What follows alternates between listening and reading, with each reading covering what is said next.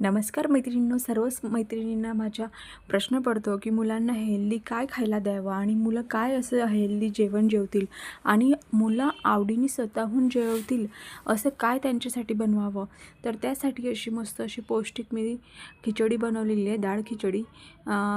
तर चला बघूया खिचडीची रेसिपी. मुलांना खूप आवडते. मस्त अशी गरमागरम थंडीच्या दिवसात छान दुपारच्या वेळेस गरमागरम आपण बनवून त्यांना हे नाश्त्याला देऊ शकतो. तो इथे मी तांदूळचं प्रमाण जास्त घेतलं आहे आणि डाळीचं प्रमाण कमी घेतलं आहे.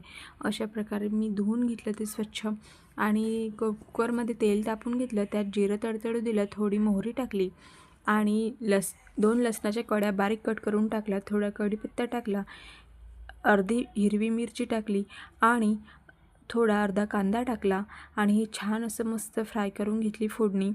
मस्त हे फ्राय करून घेतलं आणि यामध्ये थोडं अर्धा टोमॅटो टाकले कट करून. छान अशी खमंग आपली खिचडी बनवून तयार होते. मुलांना तर खूप आवडते. सो बघा मी अशा प्रकारे बनवलेली आहे. यामध्ये थोडं हिंग आणि मीठ टाकून घेणार आहे आपण आणि हळद टाकून घेतली आहे.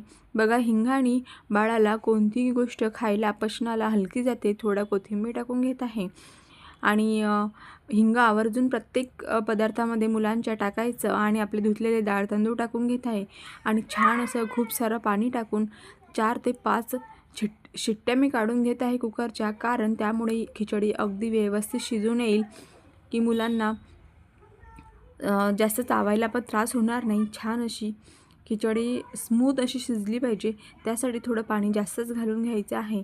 आणि बघा कशी स्वादिष्ट खमंग अशी खिचडी बनवून तयार झाली आणि खूप अशी स्वादिष्ट ही खिचडी लागते. मुलांना खूप आवडते आणि मुलं हे आवडीने खातात. जेव्हा मुलांची दुपारची जेवणाची वेळ असते तेव्हा छान असं तूप टाकून मस्त हे मुलांना खायला द्यायचं आणि हे हेल्दी फूड आहे, मुलं आवडीने खातात.